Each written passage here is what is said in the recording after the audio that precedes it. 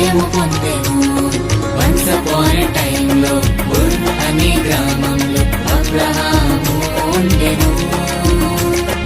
విశ్వాసులకు తండ్రిని పేరు పొందెను. విశ్వాస వీరుడై జయము పొందెను. విశ్వాస వీరుడై జయము పొందెను.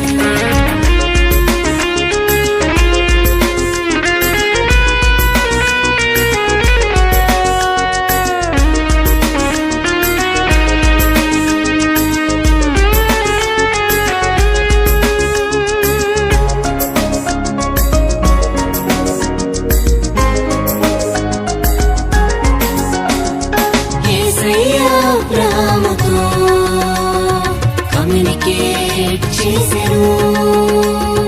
తను చూపించు కంట్రీకి